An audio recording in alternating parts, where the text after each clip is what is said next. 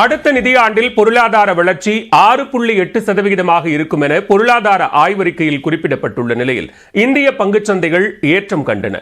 நடப்பாண்டுக்கான budget கூட்டத்தொடர் குடியரசுத் தலைவர் உரையுடன் தொடங்கியது. இந்நிலையில் மக்களவையில் 2024-2025 நிதியாண்டுக்கான பொருளாதார ஆய்வறிக்கையை மத்திய நிதியமைச்சர் நிர்மலா சீதாராமன் தாக்கல் செய்தார்.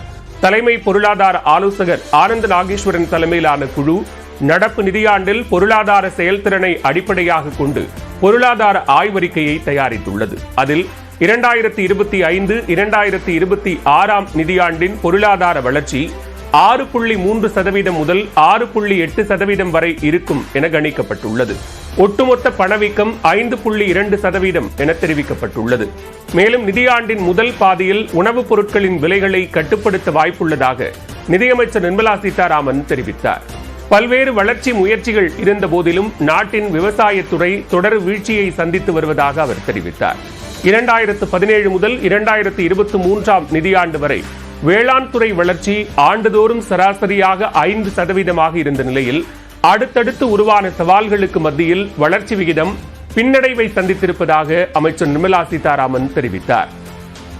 இதனையடுத்து பொருளாதார ஆய்வறிக்கைக்கு மக்களவையில் ஒப்புதல் வழங்கப்பட்டது. அதனைத் தொடர்ந்து மக்களவை நாள் முழுவதும் ஒத்திவைக்கப்பட்டது. இதனிடையே பொருளாதார ஆய்வறிக்கை தாக்கல் செய்யப்பட்டதைத் தொடர்ந்து மும்பை பங்குச்சந்தை குறியீட்டு எண் சென்செக்ஸ் 740 புள்ளிகள் வரை உயர்ந்து அனைத்து பங்குகளின் விலைகளும் அதிகரித்த நிலையில் தேசிய பங்குச்சந்தையான நிப்டியும் 258 புள்ளிகள் அதிகரித்தது.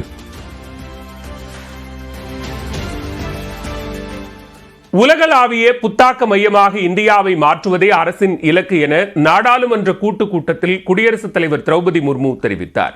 நாடாளுமன்ற பட்ஜெட் கூட்டத்தொடர் இன்று தொடங்கிய நிலையில் ஆண்டின் முதல் கூட்டத்தொடர் என்பதால் இரு அவைகளின் கூட்டுக் கூட்டத்தில் குடியரசுத் தலைவர் பங்கேற்றார். இதற்காக குடியரசுத் தலைவர் மாளிகையிலிருந்து குதிரை பூட்டப்பட்ட வண்டியில் திரௌபதி முர்மு அரசு மரியாதையுடன் நாடாளுமன்றம் சென்றார்.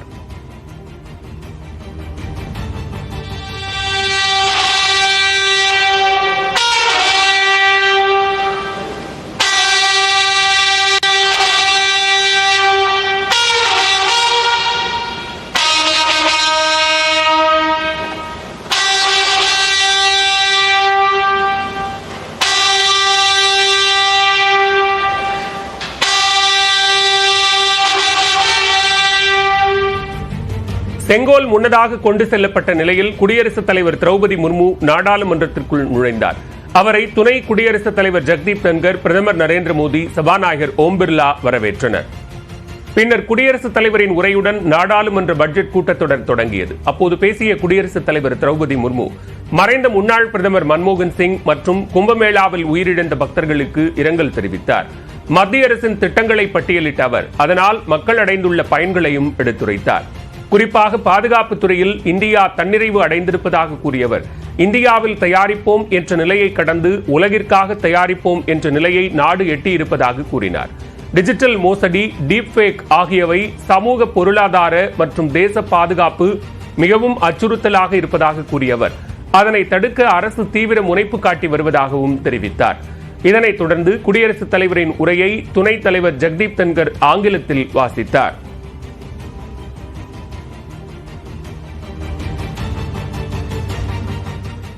இரண்டாயிரத்து 47 வளர்ந்த நாடாக இந்தியா மாறுவதற்கு உத்வேகம் அளிக்கும் வகையிலான திட்டங்களுடன் பட்ஜெட் இருக்கும் என நம்பிக்கை தெரிவித்துள்ள பிரதமர் மோடி மத்திய மற்றும் மாநில அரசுகள் ஒருங்கிணைந்து செயல்பட வேண்டும் என்று வலியுறுத்தியுள்ளார்.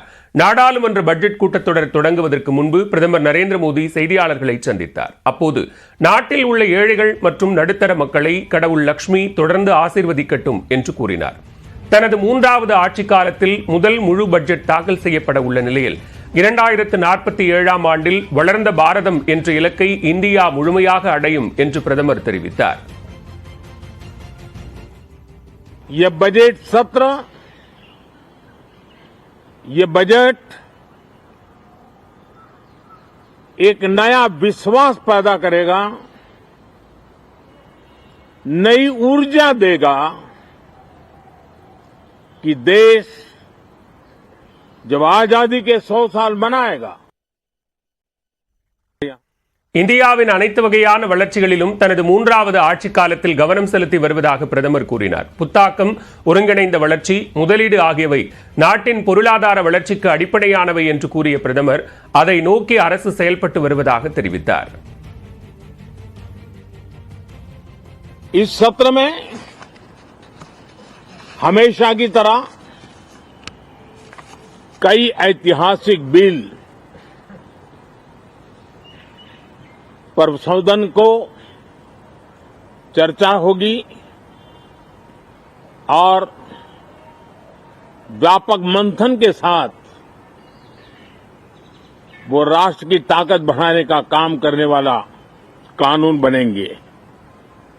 विशेषकर नारी शक्ति के गौरव को पुनः प्रस्थापित करना.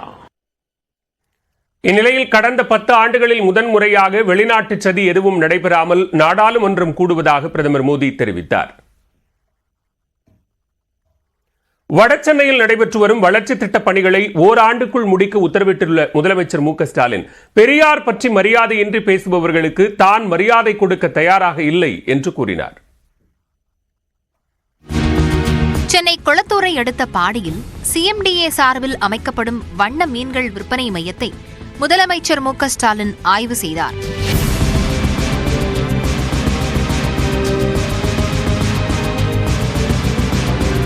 இதனைத் தொடர்ந்து திருவிக நகர் கன்னிகாபுரத்தில் பெருநகர் குடிநீர் வழங்கல் மற்றும் கழிவுநீர் அகற்று வாரியம் சார்பில் 44 கோடியே 15 லட்சம் ரூபாய் மதிப்பில் குடிநீர் குழாய் அமைக்கும் பணிகளுக்கு முதலமைச்சர் அடிக்கல் நாட்டினார்.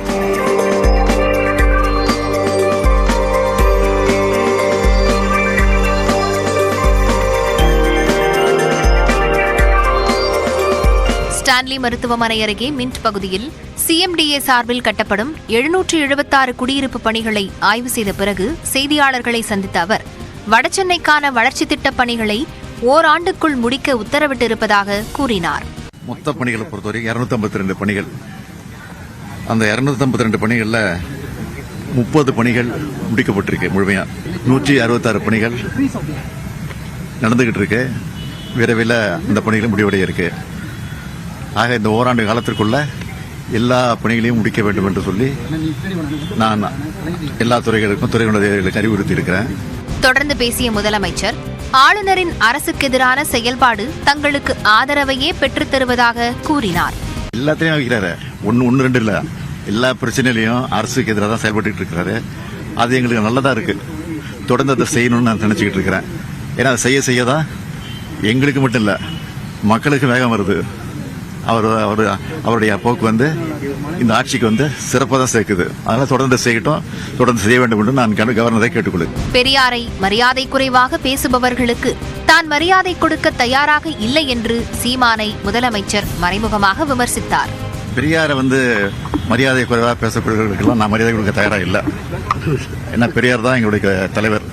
எங்க தலைவர்களுக்கெல்லாம் தலைவர் அவர் தான். அதனால அதை நாங்கள் பெருசுபடுத்தல, பொருட்படுத்த தேவையில்லை. தமிழ்நாட்டில் சட்டம் ஒழுங்கு சீராக இருப்பதாக கூறிய முதலமைச்சர், அங்கொன்றும் இங்கொன்றுமாக நடக்கும் சம்பவங்களை எதிர்க்கட்சிகள் பூதாகரமாக்குவதாக குற்றம் சாட்டினார். முன்னதாக வியாசர்பாடி ஜீவா ரயில் நிலையம் அருகே கட்டப்பட்டு வரும் கணேசபுரம் மேம்பால பணிகளையும் மு க ஸ்டாலின் ஆய்வு செய்தார். இதேபோன்று தண்டையார்பேட்டை பேருந்து நிலைய பணிகளையும் முதலமைச்சர் பார்வையிட்டார்.